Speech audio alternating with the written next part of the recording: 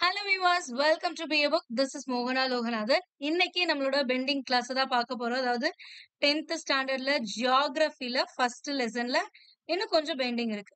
First லெசன்ல நம்மளுக்கு இந்தியாவுடைய அமைவிடம் என்ன அப்படிங்கறத ஃபர்ஸ்ட் வீடியோல நம்ம பார்த்தோம். அதாவது இந்தியாவோட லொகேஷன், அமைவிடம் எங்க இருக்கு.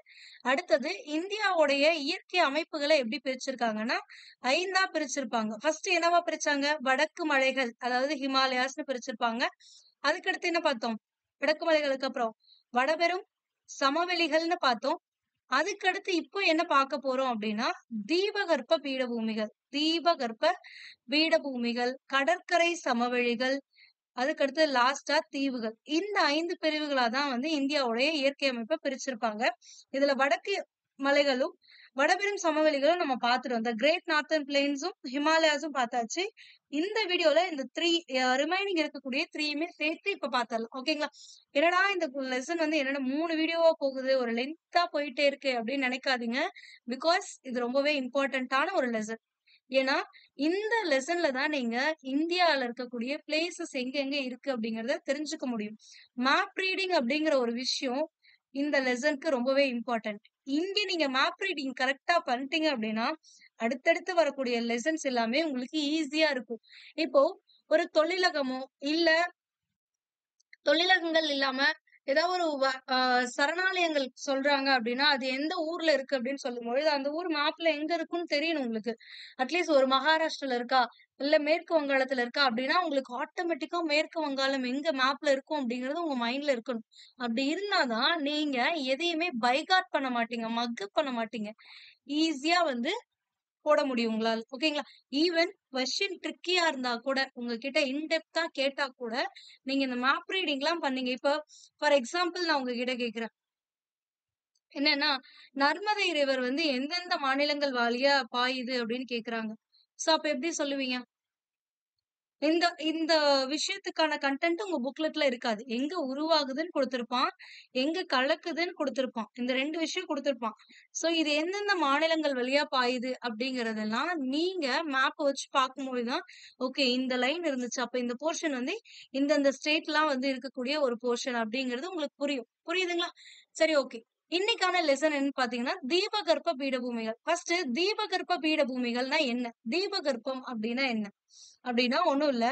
3 பக்கங்கள், அதாவது ஒரு நிலப்பகுதி 3 பக்கங்கள் நீரால் சூழப்பட்டிருந்தா அதுதான் வந்து தீபகற்பம் அப்படின்னு சொல்லுவாங்க. ஓகேங்களா? சோ அப்ப சொல்லுங்க, இந்தியால ஏதாவது தீபகற்ப பீடபூமிகள் இருக்கா என்ன? இருக்கா? ஏன்னா இப்படி இருக்குமா இந்தியாவுடைய வரைபடம்? I am not good at drawing. So அதனால அட்ஜஸ்ட் பண்ணிக்கோங்க. சோ இந்த சைடு என்ன இருக்கும்? அரபிக்கடல் இருக்குமா? இந்த சைடு இந்திய பெருங்கடல் இருக்குமா? இங்க வங்காள விரிகுடா இருக்கும். அப்ப 3 பக்கங்களும் எதால? நீரால சூழப்பட்டிருக்கா? அப்ப இந்த பகுதிய தான் வந்து தீபகற்ப பீடபூமி அப்படின்னு சொல்றாங்க. ஓகேங்களா? சோ அப்ப தீபகற்ப பீடபூமி வட இந்திய சமவெளிக்கு தெற்கே வடபெரும் சமவெளிகள் பார்த்தோம்ல, அந்த காவிரி சாரி கங்கை ஆறோட இருக்கக்கூடிய போர்ஷன். அதுக்கப்புறம் இருக்கக்கூடிய தெற்கு பகுதியில் அமைஞ்சிருக்க எல்லாமே இந்த தீபகற்ப பீடபூமிகள் அப்படின்னு சொல்றாங்க. இது ஜஸ்ட் இந்த புக்லெட்ல என்ன குடுத்திருக்காங்கறத ஒன்ஸ் பாத்துக்கலாம். பார்த்துட்டு மேப்ல எங்கெங்க இருக்கு அப்படிங்கறத பாத்துக்கலாம். ஓகேங்களா? அடுத்து இதுல இம்பார்ட்டன்டானது என்னன்னா 16 லட்சம் சதுர கிலோமீட்டர் பரப்பளவை கொண்டுள்ளது. இது நாட்டின் மொத்த பரப்பளவில் சுமார் பாதியாகும். இது ரொம்பவே இம்பார்ட்டன்ட். ஓகேங்களா? சோ இந்த 5 பிரிவுகளா பிரிக்கிறாங்கல்ல, இந்த 5 பிரிவுகள்ல எது நாட்டோடைய பாதி அளவுக்கு இருக்கும் அப்படின்னு கேட்டாங்கன்னா இந்த தீபகற்ப பீடபூமிகள். அப்போ தீபகற்ப பீடபூமிகள் எவ்வளவு ஏரியா இருக்கு? அரௌண்ட் 16 lakhs இருக்கா? அப்போ இந்தியாவுடைய பரப்பளவு எவ்வளவு? 32,87,263 ஸ்கொயர் கிலோமீட்டர்ஸா? சோ அப்ப இதுல 16 லட்சம் அப்படின்னா 32 லட்சம் சம்திங் இருக்கு அப்படின்னா 16 லட்சங்கிறது ஆல்மோஸ்ட் பாதியா. சோ அதுதான் இங்க கொடுத்திருக்காங்க. ஓகேங்களா? இது ரொம்பவே இம்பார்ட்டன்டான ஒரு விஷயம். பாத்துக்கோங்க.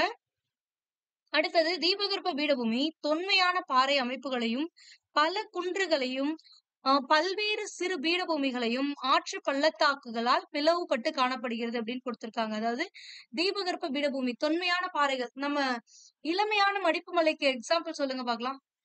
உலகிலேயே இளமையான மடிப்பு மலை அப்படின்னா எது? இளமையான மடிப்பு மலை எது? இமயமலை தான். அடுத்தது உலகிலேயே பழமையான மிக பழமையான மடிப்பு மலைக்கு எடுத்துக்காட்டு இது ஆரவல்லி மலைத்தொடர் தான். சோ எல்லாமே இங்கதான் இருக்கு. அப்ப இந்த ஆரவல்லி மலைத்தொடர் இந்த தொன்மையான பாறை அமைப்பு இருக்கக்கூடியது எங்க இருக்குன்னா இந்த தீபகற்ப பீடபூமி பகுதியில தான் அமைஞ்சிருக்கு. பல குன்றுகள் எல்லாமே இங்க காற்று பள்ளத்தாக்குகள், ஏன்னா ஆறுகள் உருவாகி இப்ப நர்மதை தபதி ஆறுகள்லாம் வந்து உருவாகி விந்திய மலைக்கு இதுல தென்பகுதியில உருவாகும். உருவாகி கரெக்டா வந்து அரபிக்கடல்ல கலக்கும். சோ அப்ப அந்த இடத்துல பள்ளத்தாக்கு வழியாதான் வரும். வந்துதான் அரபிக்கடல்ல கலக்கும். அதுதான் அவ்வளவுதான். அப்ப வடமேற்கு இந்த ரேஞ்ச் வந்து முக்கியம். இந்த தீபகற்ப பீடபூமியோட எல்லைகள் எங்கெங்க அப்படின்னு பாத்தீங்கன்னா வடமேற்கே ஆரவல்லி மலைத்தொடர், வடக்கு மற்றும் வடகிழக்கே பண்டல்கண்ட் உயர்நிலப் பகுதி, கைமூர், ராஜ்மஹால் குன்றுகள், மேற்கே மேற்கு தொடர்ச்சி மலை, கிழக்கே கிழக்கு தொடர்ச்சி மலை இருக்கும் அப்படின்றாங்க. சோ இந்த தீபகற்ப பீடபூமி கடல் மட்டத்துல இருந்து எவ்வளவு உயரத்துல இருக்கும் அப்படின்னா 600 மீட்டர் உயரம் இருக்கும். இந்த தீபகற்ப பீடபூமியிலேயே மிக உயரமான சிகரம் எதுன்னு கேட்டாங்கன்னா ஆனைமுடி சிகரம். ஆனைமுடி சிகரம் தான் வந்து இது தென் பகுதியில, அதாவது தமிழ்நாடு கேரளா பார்டர்ல இருக்கக்கூடிய ஒரு இது. சோ அப்ப தென் பகுதியில இருக்கக்கூடியது. அப்ப ஆனைமுடி சிகரம் தான் இந்த தீபகற்ப பீடபூமியிலே உயரமான பகுதியா இருக்கு. ஓகேங்களா? சோ அடுத்து இந்த தீபகற்ப பீடபூமியை 2ஆ பிரிப்பாங்க. எப்படி அப்படின்னா இந்த நர்மதை ஆறு இருக்குல்ல, இந்த நர்மதை ஆறுக்கு வடக்கு பகுதியில நர்மதை ஆறுக்கு மேல இருக்கிறது எல்லாமே மத்திய உயர்நிலங்கள்னும், நர்மதை ஆறோட தென்பகுதி எல்லாமே தக்கான பீடபூமி அப்படின்னு பிரிப்பாங்க. சோ அப்ப விந்திய மலையின் மழைக்கு தென்பகுதியில் பாயக்கூடிய ஆறுகள் எது? கோதாவரி, காவிரி, மகாநதி, கிருஷ்ணா. இந்த நதிகள் எல்லாமே கிழக்கு நோக்கி பாய்ந்து வங்காள விரிகுடால கலந்துரும். ஆனா இந்த நர்மதை தபதி மட்டும் மேற்கு நோக்கி பாய்ந்து அரபிக்கடல்ல கலக்கும் அப்படின்னு சொல்றாங்க. இவ்வளவு நேரம் நம்ம ரீட் பண்ணதை இந்த மேப்ல பாருங்க. சோ ஆல்ரெடி நம்ம பார்த்திருக்கோம் ஹிமாலயாஸ் அப்படிங்கிற போர்ஷன். சோ இது வரைக்கும் இருக்கக்கூடியது எல்லாமே என்னது? ஹிமாலயாஸ்ல நம்ம பார்த்திருக்கோம். இது எல்லாத்தையும் நம்ம வந்து ஹிமாலயாஸ் போர்ஷன்ல பார்த்தோமா? அடுத்து சமவெளிகள் பகுதியில என்ன பார்த்தோம்?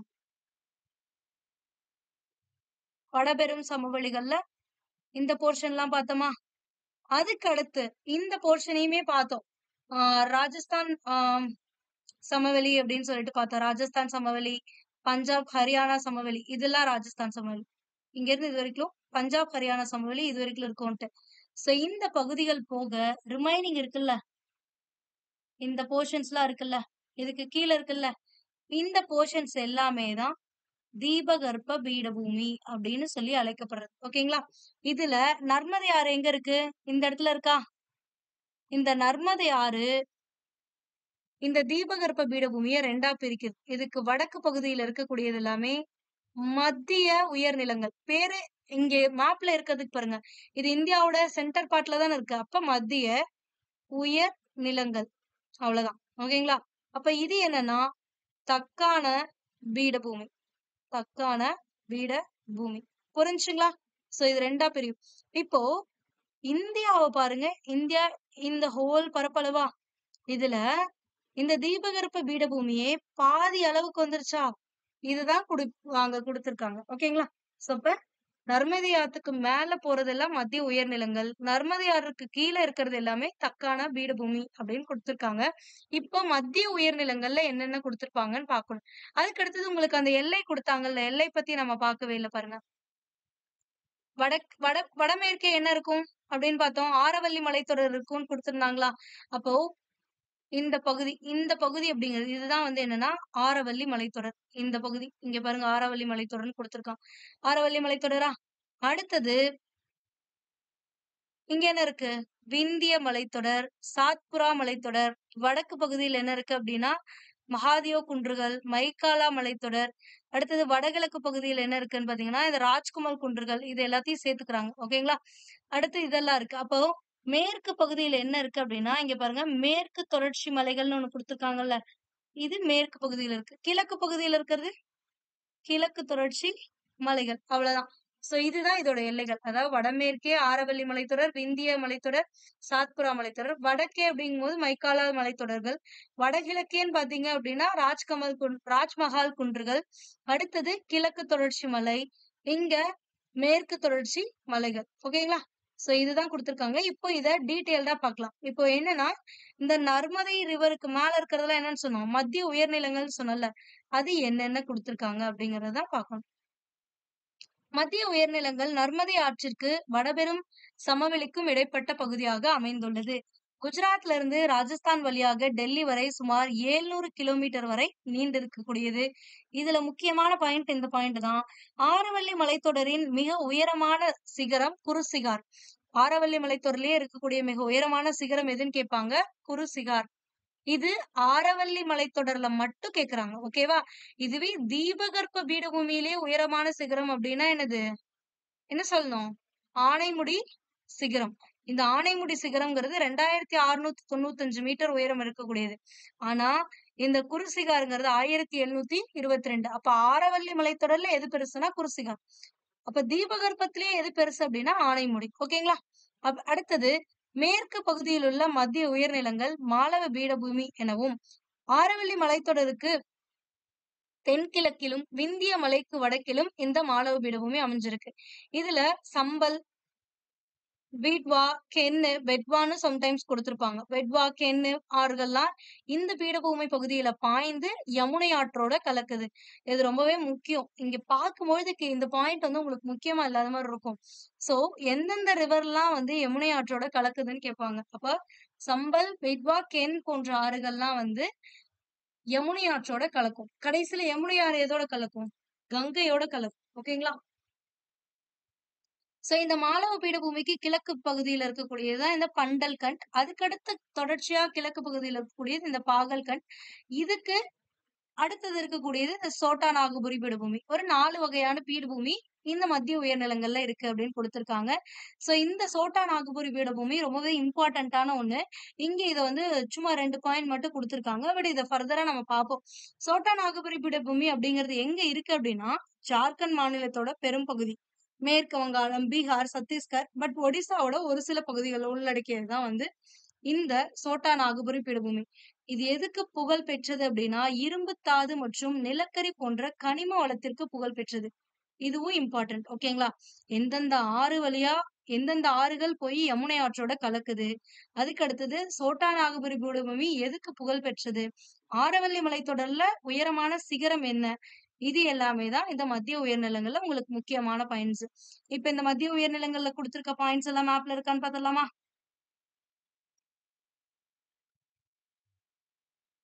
இப்போ இதுதான் வந்து உங்களுக்கு என்னது? நர்மதை ஆறு. அதாவது நர்மதை ஆறு இங்க பாருங்க. இங்க இருக்கு.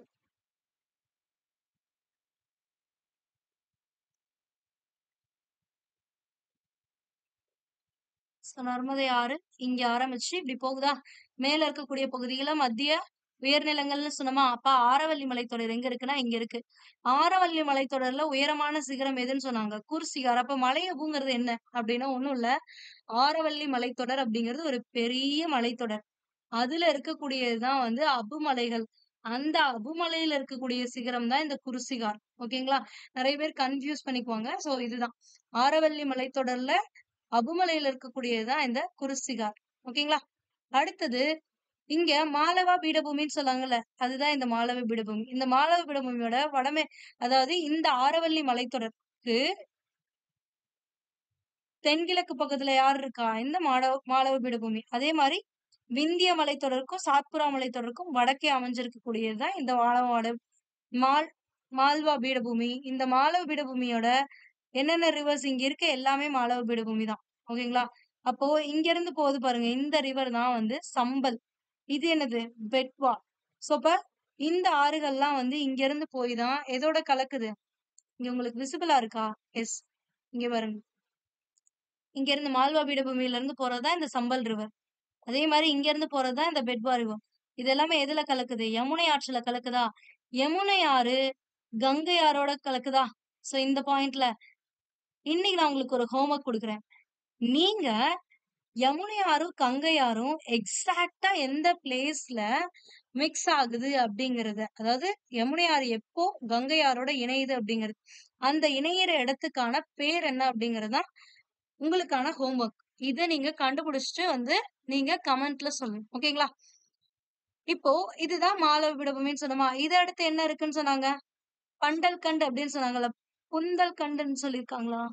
எஸ், இங்க எழுதியிருக்கும் போது அப்படி தெரியுது. பட் இது பந்தல் கண்ட். ஓகேங்களா? சோ இது பந்தல் கண்ட். பந்தலுக்கு அப்புறம் பா, பா. ஓகேங்க. குரில் நெடில், அதுக்கு அடுத்து தான் நெடில் வரும். குரிலுக்கு அடுத்து தான் நெடில் வரும். சோ அப்ப அதுக்கு அடுத்து இருக்கக்கூடியது பாகல் கண்ட் நிலப்பகுதி. இதுக்கு அப்படியே கிழக்கு பகுதியில, அப்படியே கிழக்கு மற்றும் தென்கிழக்கு பகுதியில இருக்கக்கூடியதுதான் இந்த சோட்டா நாகபுரி பீடபூமி. இந்த சோட்டா நாகபுரி பீடபூமி அப்படிங்கிறது இது எல்லாமே சேர்த்தது. இந்த இடத்துல மேற்கு வங்காளம் இருக்கும். இங்க என்ன இருக்கும்? ஜார்க்கண்ட். இந்த பகுதியில சத்தீஸ்கர், இந்த பகுதி ஒடிசா, இங்க பீகார், கொஞ்சம் பீகார். ஓகேங்களா? சோ இந்த பகுதி தான் வந்து சோட்டா நாகபுரி பீடபூமி. சோ இப்ப இந்த ஃபர்ஸ்ட் சர்க்கிள் மால்வா பீடபூமி. இதுனா இந்த சர்டைன் போர்ஷன் மட்டும் கிடையாது, இங்க எல்லாமே சேர்த்ததுதான். ஓகேங்களா? இது எல்லாமே சேர்த்தது மாலவ பீடபூமி. மாலவ பீடபூமிக்கு பக்கத்துல இருக்கிறது பந்தல் கண்டு. பந்தல் கண்டுல பக்கத்துல இருக்கிறது பாகல் கண்டு. பாகல் கண்டுக்கு பக்கத்துல இருக்கிறது சோட்டா நாகபுரி பீடபூமி. இந்த ரெண்டுல தான் கன்ஃபியூஸ் பண்ணிக்குவீங்க, பந்தல் கண்ட் பாகல் கண்டுல. இப்ப ஞாபகம் வச்சுக்கோங்க, எப்படின்னா பா தான் ஃபர்ஸ்ட் வரும், சின்ன பா, குரில் பா. அடுத்ததுதான் நெடில் பா வரும். அப்ப பந்தல் கண்ட் அப்புறம் பாகல் கண்ட் அப்படின்ற மாதிரி ஞாபகம் வச்சுக்கோங்க. பார்த்தாச்சா எல்லாமே? அடுத்து என்ன அப்படின்னு பாத்தீங்கன்னா,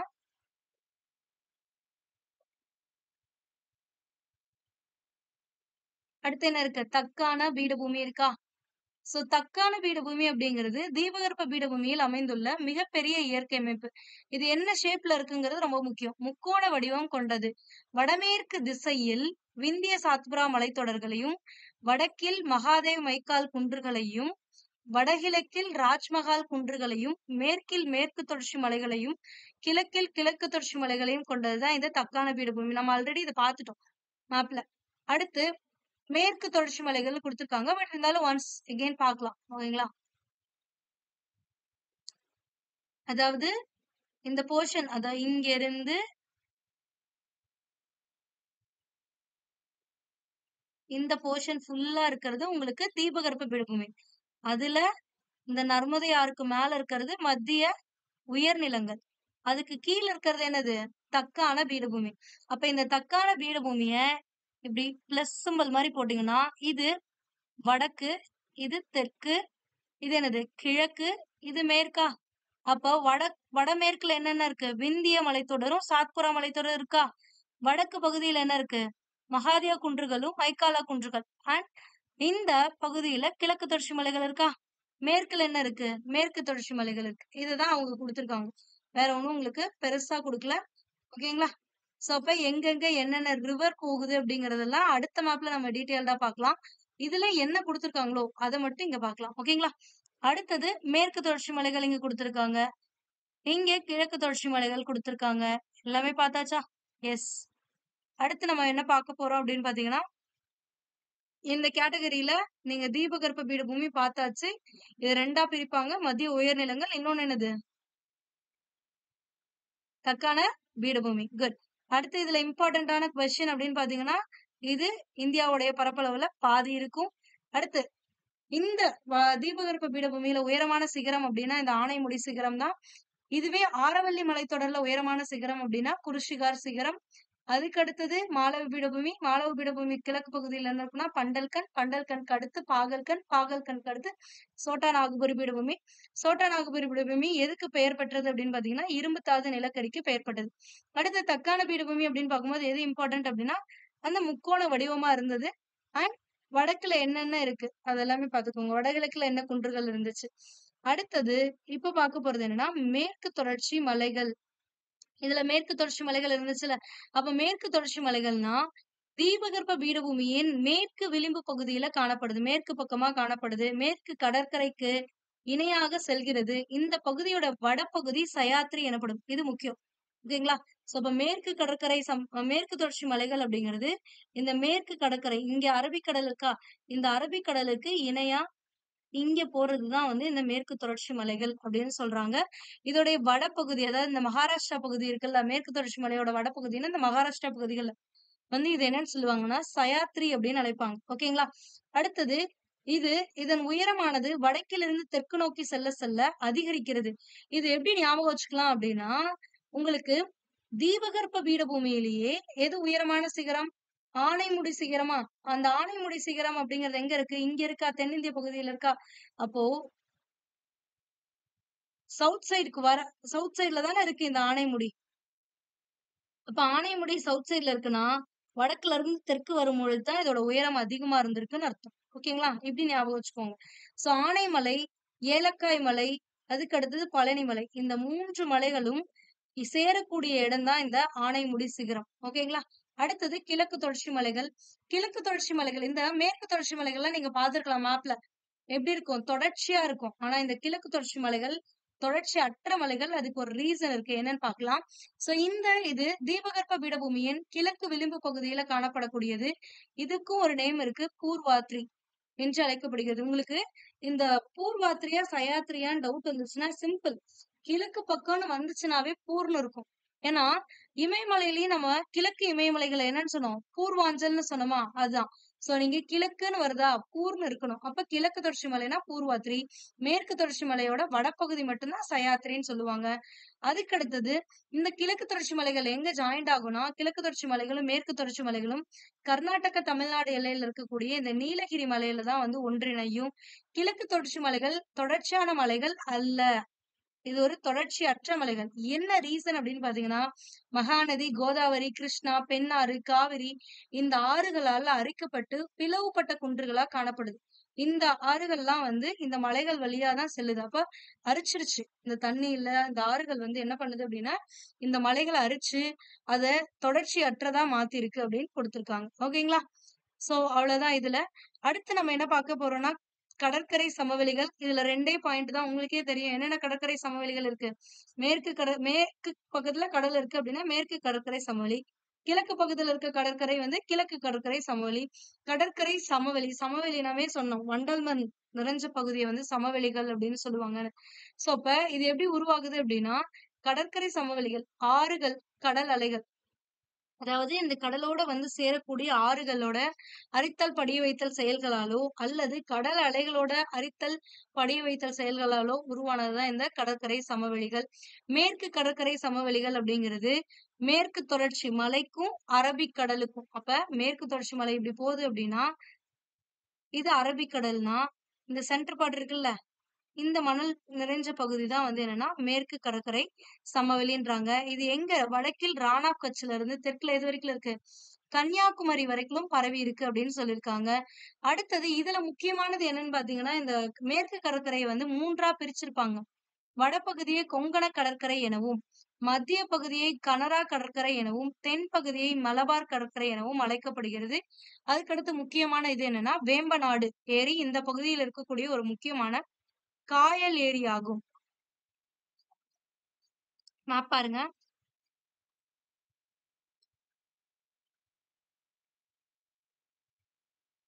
உங்களுக்கு இதுல என்ன முக்கியம் அப்படின்னு பாத்தீங்கன்னா, இந்த ஏரிகள் தான் சாரி இந்த ரேஞ்ச் முக்கியம். அந்த 3 கடற்கரை சொன்னாங்கல்ல அதோட range. So Rann of Kutch இங்க இருந்து எது வரைக்கும் இருக்கு? குமரி வரைக்குமே இருக்கு. என்னது? மேற்கு கடற்கரை சமவெளிகள். ஓகேங்களா? சோ அப்ப இந்த ஒயிட் ஷேட் இருக்கு பாருங்க. இதுதான். அப்போ கொங்கண கடற்கரை அப்படிங்கிறது மேங்களூர் தெரியுமா? கர்நாடகால இருக்கக்கூடிய மேங்களூர் வரைக்கும் இருக்கிறது தான் வந்து கொங்கண கடற்கரை அப்படின்னு சொல்லுவாங்க. இங்க குடுத்திருக்காங்க பாருங்க. கொங்கண கடற்கரை. இதுக்கு அடுத்து கர்நாடக பகுதி எல்லாமே சேர்த்தது தான் வந்து கனரா கடற்கரை அப்படின்னு சொல்லுவாங்க. அடுத்து கேரளா பகுதிகள் எல்லாமே சேர்த்தது தான் மலபார் கடற்கரை. கேரளா ஒட்டி இருக்கக்கூடிய கடற்கரை, கேரள கடற்கரை வந்து மலபார் கடற்கரை. கர்நாடகால இருக்கிறது கனரா கடற்கரை. அதுக்கு மேல இருக்க பகுதிகள் எல்லாமே கொங்கண கடற்கரை அப்படின்னு சொல்லுவாங்க. இந்த 3 கடற்கரைகள் முக்கியம் இந்த பகுதியில. அவ்வளவுதான். உங்களுக்கு வேற எதுவும் இதுல இம்பார்ட்டன்டா அப்படின்னா கிடையாது. அண்ட் இது எப்படி இருக்கு அப்படின்னா, இந்த மேற்கு தொடர்ச்சி மலைகள் இங்க தெரியுதா? இங்க மேற்கு தொடர்ச்சி மலைகள் இருக்கா? இந்த மேற்கு தொடர்ச்சி மலைகளுக்கும் அரபிக் கடலுக்கும் நடுவுல இடைப்பட்ட இந்த பகுதி இருக்குல்ல, இதுதான் வந்து மேற்கு கடற்கரை சமவெளிகள் அப்படின்னு சொல்லக்கூடிய பகுதி. அதே மாதிரிதான் இந்த கிழக்கு தொடர்ச்சி மலைகளுக்கும் இந்த வங்காள விரிகுடாவுக்கும் இடைப்பட்ட இந்த பகுதியை தான் வந்து என்னன்னு சொல்லுவாங்க அப்படின்னா கிழக்கு கடற்கரை சமவெளின்னு சொல்லுவாங்க. இந்த கிழக்கு கடற்கரை சமவெளியுமே 2ஆ பிரிச்சிருப்பாங்க. ஓகேங்களா? சோ ஒண்ணு வட சர்க்கார்னு பிரிச்சிருப்பாங்க. இன்னொன்னு வந்து சோழமண்டல கடற்கரைன்னு பிரிச்சிருப்பாங்க. சோ அப்ப கிழக்கு கடற்கரை சமவெளிகள்லாம் என்னென்ன கொடுத்திருக்காங்கன்னு பார்க்கலாமா? அவ்வளவுதான், ஆல்மோஸ்ட் முடிஞ்சிருச்சு. கிழக்கு தொடர்ச்சி மலைகளுக்கும் வங்காள விரிகுடாவிற்கும் இடையே இருக்கக்கூடிய பகுதி. மேற்கு வங்காளம், ஒடிசா, ஆந்திர பிரதேஷ், தமிழ்நாடு இது வரைக்கும் இருக்கக்கூடியதுதான் வந்து இந்த கிழக்கு கடற்கரை சமவெளி பகுதி. கிழக்கு நோக்கி பாயும் ஆறுகளால் படிய வைக்கப்பட்ட வண்டல் படிவுகளால் உருவானதுதான் இது. மகாநதிக்கும் கிருஷ்ணா நதிக்கும் இடைப்பட்ட பகுதி வடசர்க்கார். இப்ப மகாக்கும் கிருஷ்ணாக்கும் நடுவுல இருக்கிறது வடசர்க்கார். கிருஷ்ணால இருந்து காவிரி வரைக்கும் இருக்கிறது தான் இந்த சோழமண்டல கடற்கரை.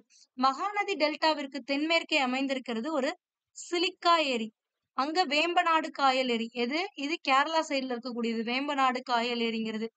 இந்த சிலிக்கா ஏரிங்கிறது இந்தாண்ட, அதாவது கிழக்கு கடற்கரை சமவெளியில மகாநதிக்கு தென்மேற்கே அமைஞ்சிருக்கக்கூடியதுதான் வந்து இந்த சிலிக்கா ஏரி.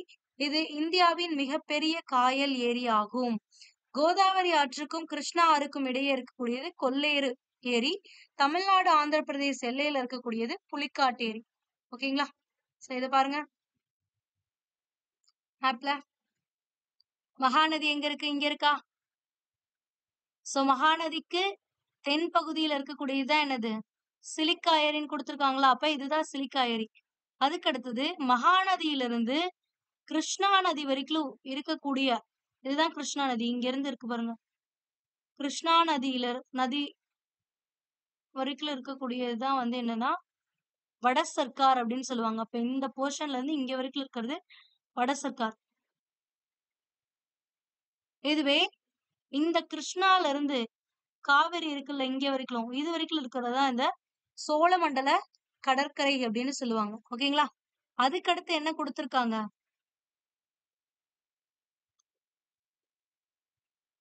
இங்க புலிக்காட்டு ஏரி அப்படிங்கிறது இந்த இடத்துல இருக்கும். அதாவது எதுக்கும் நடுவுலனா தமிழ்நாடோட பார்டருக்கும் ஆந்திர பிரதேசத்தோட பார்டர்ல இருக்கக்கூடியதான் புலிக்காட்டு ஏரி. உங்களுக்கு இந்த மேப்ல இல்ல, இந்த மேப்ல கொடுக்கல. இந்த பகுதியில இருக்கும் கரெக்டா. ஓகேங்களா? சோ இதுல இந்த சிலிக்கா ஏரி முக்கியம். ஏன்னா இந்தியாவிலேயே மிகப்பெரிய காயல் ஏரி அப்படின்னா என்னன்னா இந்த சிலிக்கா ஏரி. ஃபர்ஸ்ட் ஆஃப் ஆல் எத்தனை பேருக்கு இந்த காயல் ஏரி அப்படின்னா மீனிங் தெரியும்?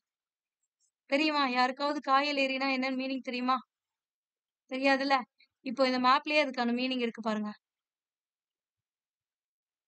நான் முடிஞ்ச வரைக்கும் இத ஜூம் பண்றேன்.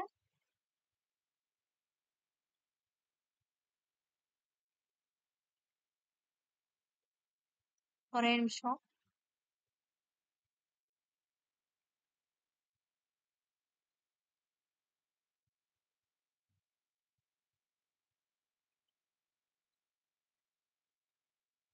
எஸ். இங்க தெரியுதுங்களா? இதுதானே சிலிக்கா ஏரி. இந்த சிலிக்கா ஏரி அப்படிங்கிறது இங்க பாருங்க. இந்த போர்ஷன்ல இருக்கிறது. இதுதான் சிலிக்கா ஏரி.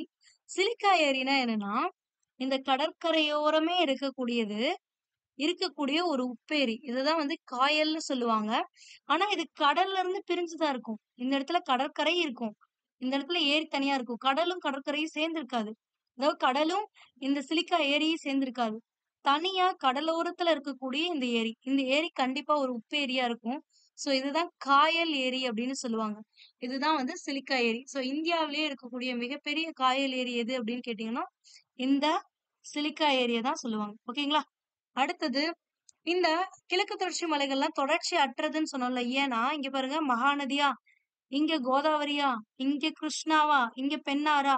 சோ இது எல்லாமே நடுவுல இந்த கிழக்கு தொடர்ச்சி மலைகளை அரிச்சு இந்தாண்ட வந்து வங்காள விரிகுடால கலக்குது. ஓகேங்களா? அதுக்கு அடுத்தது நீங்க முக்கியமா பார்க்க வேண்டியது என்ன அப்படின்னு பாத்தீங்கன்னா ரிவர்ஸ் வரும்போது இதை பாத்துக்கலாம். பட் நீங்க எப்பப்பெல்லாம் மேப் பாக்குறீங்களோ அப்பப்பெல்லாம் ஒரு வாட்டி பாத்துறீங்களாவே ரிவர் வரும்போது உங்களுக்கு ஆட்டோமேட்டிக்கா ஞாபகம் வந்துடும். நர்மதையும் தபதியும் என்ன பண்ணும்? நர்மதை, தபதி, மாகி, சபர்மதி இது எல்லாமே இந்த அரபிக்கடல்ல கலக்கும். ஆனா இந்த கோதாவரி, மகாநதி, கிருஷ்ணா, பெண்ணாறு, காவிரி இதெல்லாமே எங்க கலக்கும்? எங்க கலக்கும்? வங்காள விரிகுடால கலக்கும். உங்களுக்கு இன்னொரு இம்பார்ட்டன்டான என்னதுன்னா இந்த கிருஷ்ணா ரிவருடைய துணை ஆறுகள்லாம் என்னன்னு பார்க்கணும். இங்க பாருங்க பீமா, கிருஷ்ணா, துங்கபத்ரா, ஹகரி இதெல்லாமே கிருஷ்ணராஜ சாகர் இதெல்லாமே இருக்குல்ல. சோ இது எல்லாத்தையுமே நீங்க பார்க்கணும். கோதாவரியுடைய துணை ஆறுகள் பெண்கங்கா, கோதாவரி இதோட இதெல்லாமே நீங்க பார்க்கணும். ஓகேங்களா? இந்திரா அது இதுன்னு வரும். சோ எல்லாத்தையுமே நீங்க பார்த்து வச்சுக்கோங்க. சபர்கா, ஹூப்ளி, சோன் அடுத்தது வந்து சபர்மதி எந்தெந்த மாநிலங்கள் வழியா பாயுதுங்கிறது ரொம்பவே முக்கியமான ஒரு கொஸ்டினா கேட்டுக்கிட்டே இருக்காங்க. சோ அதனால நீங்க இந்த ரிவர் மேப்ப மட்டும் எப்பப்பலாம் உங்களுக்கு டைம் கிடைக்குதோ, அப்பலாம் சும்மா இந்த ரிவர் எங்கெங்க இருக்கு அப்படிங்கிறது மாரி பாருங்க. உங்களுக்கு ஆட்டோமேட்டிக்கா இது எல்லாமே ரெஜிஸ்டர் ஆயிடும் மண்டையில. ஓகேங்களா? சோ இப்போ கடைசி பார்ட்டான தீவுகளுக்கு வந்தாச்சு. இந்த தீவுகள்ல வந்து என்னன்னா, உங்களுக்கே தெரியும் என்னென்ன தீவுகள் இருக்கு. அந்தமான் நிக்கோபர் தீவுகள் இருக்கு. லக்ஷத்தீவுகள் இருக்கு. இந்த 2 பெருந்தீவுகள் தான இருக்கு. இதுல 572 தீவுகள் எதுல இருக்கு அப்டின்னா, அந்தமான் நிக்கோபர்லயும், 27 தீவு கூட்டங்கள் லக்ஷத்தீவுலயும் இருக்கு. அந்தமான் நிக்கோபர் தீவுகள் எந்த கடல்ல இருக்கு? வங்காள விரிகுடால. லக்ஷத்தீவு அரபிக் கடல்ல இருக்கக்கூடியது. அவ்வளவுதான்.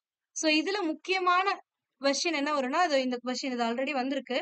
இந்தியாவுடைய ஒரே செயல்படும் எரிமலை எதுன்னு கேட்பான். எரிமலை இருக்கக்கூடிய அந்தமான் நிக்கோபர் தீவு கூட்டம் எதுனா, பாரன் தீவுல தான் இருக்கு. ஓகேங்களா? செயல்படும் எரிமலை அப்டின்னா, என்று வேணாலும் அது வெடிக்கலாம் அப்படிங்கிற மாரி இருக்கக்கூடியது. அதாவது இது இதுல இருக்கு. என்னைக்கும் செயலற்ற எரிமலைகள்னு இருக்கு. சோ செயல் அற்ற எரிமலைகள் அப்படின்னா, அது என்னைக்குமே வந்து அதோட குழம்புகள் மேக்மா வந்து வெளியிடாது. அந்த மாரி இருக்கக்கூடியது. ஆனா இந்த செயல்படும் எரிமலை அப்படிங்கிறது என்று வேணாலும் வெளியிடலாம். ஓகேங்களா? அதுக்கு அடுத்தது இங்க என்ன இருக்கு? அந்தமான் நிக்கோபர் தீவுகள்ல என்னென்ன பாயிண்ட்ஸ்லாம் இம்பார்ட்டன்ட் பாத்தீங்கன்னா, இது பூமத்திய ரேகை பகுதிக்கு அருகிலேயே இருக்குமா? 6 டிகிரினா கிட்டத்தட்ட 0 டிகிரிங்கிறது பூமத்திய ரேகை. அப்ப நியரஸ்ட்டா இருக்கு. சோ அதனால இந்த பகுதி வெப்பம் அதிகமா இருக்கும். அதிக ஈரப்பதம் இருக்கக்கூடிய ஒரு பகுதியாவுமே இருக்கும். வடக்கு பகுதிய அந்தமான்னு சொல்லுவாங்க. தெற்கு பகுதிய நிக்கோபர்ன்னு சொல்லுவாங்க. இதோட தலைநகரம் இது நிர்வாக தலைநகரம் போர்ட் பிளேயர். இதுல முக்கியமானது இந்த ப்ளூ கலர்ல மார்க் பண்ணியிருக்கிறது. அந்தமான் தீவு கூட்டங்களை நிக்கோபர் தீவு கூட்டங்களிலிருந்து அதாவது வடக்கு பகுதியில இருக்கிறது அந்தமான். மேல இருக்கிறது அந்தமான். கீழ இருக்கிறது நிக்கோபர். இந்த 2யும் பிரிக்கக்கூடிய சேனல் என்னன்னு கேட்பாங்க. 10 டிகிரி கால்வாய் வந்து பிரிக்குது அப்படிங்கறத ஞாபகம் வச்சுக்கோங்க. ஓகேங்களா? இதே மாரி லட்சத்தீவுலயும் ஒண்ணு இருக்கு. லட்சத்தீவுல முக்கியமா என்னன்னா, முருங்கை பாறைகளால் ஆனது. இந்த கொஸ்டின் கேட்டிருக்காங்க. எந்த பாறைகளால் ஆனது அப்படின்னு. ஒரு பகுதி வந்து முருங்கை பாறைகள். லட்சத்தீவு அப்படிங்கிறது முருகை பாறைகளால். முருங்கை இல்ல சாரி. முருகை பாறைகளால் ஆனது. ஓகேங்களா? இதோட தலைநகரம், நிர்வாக தலைநகரம்னு பாத்தீங்கன்னா கவராத்தி. இந்த லட்சத்தீவு கூட்டங்கள் வந்து கால்வாய் தீவு லட்சத்தீவு கூட்டங்கள வந்து மாலத்தீவுல இருந்து எவ்வளவு சேனல் பிரிக்குது அப்படின்னா 8 டிகிரி சேனல். இது 10 இது 8. மாலத்தீவுல இருந்து லட்சத்தீவுக்கு நடுவுல இருக்கக்கூடிய சேனல் என்னன்னு கேட்டாங்கன்னா 8 டிகிரி கால்வாய். இந்த பகுதியில இன்னொரு முக்கியமான சிறப்பம்சம் என்னன்னு பாத்தீங்கன்னா, மனிதர்களே வசிக்காத பித்தீவுன்னு ஒண்ணு இருக்கு. இது எதுக்கு பெயர் பெற்றதுன்னா, பறவைகள் சரணாலயத்திற்கு பெயர் பெற்ற ஒரு மனிதர்கள் வசிக்காத ஒரு தீவு தான் இந்த பித்தீவு. இதையும் நீங்க ஞாபகம் வச்சுக்கணும். 8 டிகிரி சேனலையும் ஞாபகம் வச்சுக்கணும். முருகை பாறைகளையும் ஞாபகம் வச்சுக்கணும். அண்ட் லாஸ்டா இம்பார்ட்டன்ட்டா இருக்கக்கூடிய பாயிண்ட் என்னன்னு பாத்தீங்கன்னா, லட்சத்தீவு, மினிக்காய் தீவு, அமினித்தீவு கூட்டங்கள் 1973ஆம் ஆண்டு முதல் லட்சத்தீவுகள் என அழைக்கப்படுகிறது. அதுக்கு முன்னாடி தனித்தனியா தான் இருந்துச்சு. அமினித்தீவு தனியா, மினிக்காய் தீவு தனியா, லட்சத்தீவு தனியா தான் இருந்துச்சு. ஆனா 1973ல எல்லாத்தையும் சேர்த்து லட்சத்தீவுகள்னு மாத்திட்டாங்க. ஓகேங்களா? பழைய புக்லலாம் வந்து உங்களுக்கு ஒரு கொஸ்டின் இருக்கும். என்னன்னா, இப்ப எப்படி பார்த்தோம்? இங்க வந்து லட்சத்தீவு, லட்சத்தீவுக்கும் மாலத்தீவுக்கும் இருக்கக்கூடிய சேனல் என்னன்னு பாத்தீங்க? 8 டிகிரின்னு பாத்தீங்களா? இதுவே லட்சத்தீவுக்கும், மினிக்காய் தீவுக்கும் இருக்கக்கூடிய சேனல் என்னன்னு கேட்பாங்க. 9 டிகிரி. ஓகேங்களா? அதாவது இங்க லட்சத்தீவு இருக்கும். அதுக்கடுத்து மினிக்காய் தீவு இருக்கும். அதுக்கடுத்து தான் மாலத்தீவு இருக்கும். இந்த 2யும் கம்பேர் பண்ணும்போது நடுவுல இருக்கிறது 8 டிகிரி சேனல். இதுக்கு மேல இருக்கிறது தான் இது. அதனால 9 டிகிரி சேனல்.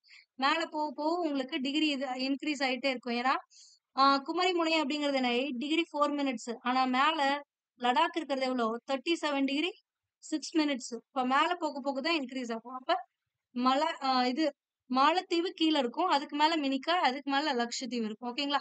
சோ இந்த இயர் முக்கியம். இந்த 4 விஷயமுமே லட்சத்தீவுல முக்கியம்.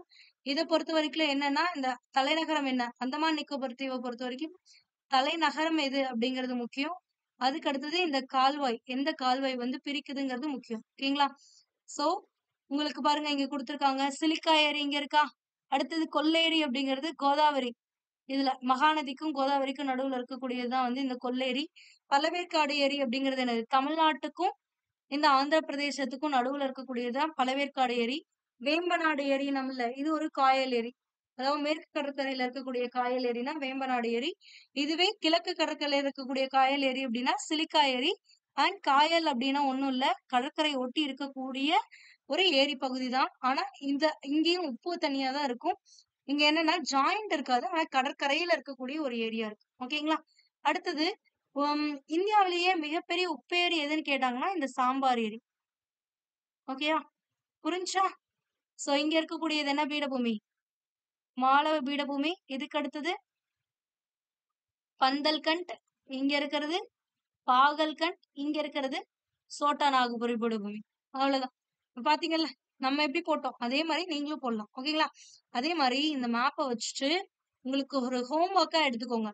நீங்க ரிவர்ஸ் பத்தி படிக்கிறதுக்கு முன்னாடி, ரிவர்ஸோட ஆரிஜின் எங்க? அது எந்தெந்த இது வழியா பாயுது? இது எல்லாமே நம்ம டீட்டெயில்டா இதோட லென்த் இத பத்திலாம் படிக்கிறதுக்கு முன்னாடி, ஜஸ்ட் ஒரு நாள் உட்கார்ந்து இந்த ரிவர் மேப்ப மட்டும் பார்த்துட்டே இருங்க. ஒரு நாள் தான், ஒரு நாள் ஃபுல்லா கிடையாது. ஜஸ்ட் இந்த ரிவர் மேப்ப உங்களுக்கு டைம் கிடைக்கும் போதெல்லாம் பாருங்க. பார்த்துட்டீங்க அப்படின்னா, உங்களுக்கு இந்த ஆர்டர் தெரியும். சிந்து, அடுத்தது ஜீலம், ஜெனாப், ரவி, பியாஸ், சட்லஜ் இதெல்லாம் எப்படி போகுது? லூனி எங்க இருக்கு? சபர்மதி, மாகி, நர்மதை, தப்பதி. அட்லீஸ்ட் உங்களுக்கு இல்ல இந்த ரிவரா மேற்கு பகுதியில வரணும். இந்த ரிவர் கிழக்கு பகுதியில தான் இருக்கு. இந்த ரிவர் சென்டர்ல தான் இருக்கு. அந்த அளவுக்கு ஐடியா இருந்துட்டு நீங்க ரிவர் படிச்சீங்கன்னா, உங்களுக்கு இன்னும் ஈஸியா இருக்கும். ஓகேங்களா? சோ ரிவர் படிக்கும்போது நீங்க என்னென்ன பார்க்கணும் அப்படின்னா, எந்த இடத்துல உற்பத்தி ஆகுது? எந்த மாநிலங்கள் வழியா பாயுது? அதோட நீளம் என்ன? அதுக்கு அடுத்தது அதுக்குன்னு இருக்கக்கூடிய ஸ்பெஷல் நேம். இந்த 4 விஷயத்த நீங்க கிளியரா பார்த்துக்கிட்டீங்க அப்படின்னா, ரிவர்ல என்ன கொஸ்டின் கேட்டாலும் உங்களால ஈஸியா சால்வ் பண்ண முடியும். உற்பத்தி ஆகுற இடம், அதோட நீளம், எந்தெந்த மாநிலங்கள் வழியா ம் செல்லுது, அதுக்கடுத்து அதுக்குன்னு ஏதாவது சிறப்பு பெயர்கள் இருக்கா அப்படிங்கிறது தான். இந்த 4 விஷயம் தான் ரிவர்கள்ல முக்கியம். அடுத்த பார்ட்ல நம்ம ரிவர்கள் பார்க்கலாம். இன்கேஸ் உங்களுக்கு இந்த லெசன் ஏதாவது டவுட்ஸ் இருந்துச்சு அப்படின்னா கமெண்ட் பண்ணுங்க. உங்களோட டவுட்ஸ நான் நெக்ஸ்ட் பார்ட்ல கிளியர் பண்றேன். ஓகேங்களா? சோ இதே மாரி நம்ம என்னென்ன வீடியோஸ் போட்டுட்டு இருக்கோம்? ஹிஸ்டரி போட்டுட்டு இருக்கோம். அண்ட் மேத்தமேட்டிக்ஸ் ஆப்டிட்யூடும் போட்டுட்டு இருக்கோம். சோ உங்களுக்கு ஹிஸ்டரியோ ஆர் மேத்தமேட்டிக்ஸ் ஏதாவது ஷார்ட்கட்ஸ் வேணும் அப்படின்னா நீங்க வீடியோஸ் பார்த்துக்கலாம். ஓகேங்களா? ஆப்டிட்யூட்ல உங்களுக்கு காம்பவுண்ட் இன்ட்ரெஸ்ட், சிம்பிள் இன்ட்ரெஸ்ட் முடிச்சாச்சு. பெர்சன்டேஜ் முடிச்சாச்சு. எல்சிஎம், ஹெச்சிஎஃப்லாம் முடிச்சாச்சு. இதெல்லாம் இம்பார்ட்டன்ட்டா உங்களுக்கு வந்து டிஎன்பிஎஸ்சில இருக்கக்கூடிய டாபிக்ஸ். சோ இந்த டாபிக்ஸ்லாம் ஆல்ரெடி கம்ப்ளீட் பண்ணியாச்சு. சோ நீங்க பார்க்கல அப்படின்னா பார்த்துடுங்க. அண்ட் இந்த மெட்டீரியல் இருக்குல்ல, இதுக்கான இப்போ நம்ம பார்த்த லெசன்க்கான மெட்டீரியல் இந்த பர்ட்டிகுலர் போர்ஷன் மட்டும் உங்களுக்கு நம்மளோட டெலகிராம் சேனல் பிஏ புக் அப்படிங்கிற டெலகிராம் சேனல்ல குடுத்திருக்கேன். நீங்க பிஏ புக் சேனலோட லிங்க், டெலகிராம் சேனல் லிங்க் இந்த வீடியோவோட டிஸ்கிரிப்ஷன்ல இருக்கு. அதையும் செக் பண்ணி ஜாயின் பண்ணிக்கோங்க. ஜாயின் பண்ணிட்டு அதுல மெட்டீரியல் எடுத்துக்கோங்க. ஓகேங்களா? இந்த வீடியோஸ் நீங்க பாருங்க. ஒன்ஸ் பார்த்துட்டு அந்த மெட்டீரியல் வச்சு நீங்க ஒரு ஒன்ஸ் ரிவைஸ் பண்ணி பாருங்க. ரிவைஸ் பண்ணிட்டு மேப்ப மட்டும் ஒரு 2 to 3 டைம்ஸ் ரிவைஸ் பண்ணுங்க. ஒரு டைம் 2 டைம் இல்ல. 2 to 3 டைம்ஸ். உங்களால மினிமம் நான் சொல்றேன். மேக்ஸிமம் உங்களால ஒரு 5 வாட்டி பண்ண முடிஞ்சா பண்ணுங்க. ஏன்னா, நீங்க 2, 3 நாள் இந்த மேப் ரீடிங்க ஃபாலோ பண்ணிட்டீங்க அப்படின்னாலே, உங்களுக்கு ஒரு 10 நாள்ல இந்தியால எந்தெந்த பிளேஸ் எங்கெங்க இருக்கு அப்படிங்கிறது உங்களோட மைண்ட்ல ரெஜிஸ்டர் ஆயிடும். ரெஜிஸ்டர் ஆயிடுச்சு அப்படின்னா, இதுக்கு அடுத்து உங்களுக்கு படிக்கிறதுங்கிறது ரொம்பவே ஈஸியா இருக்கும். ஓகேங்களா? சோ அடுத்த வீடியோல பார்க்கலாம். Thank you. Bye by.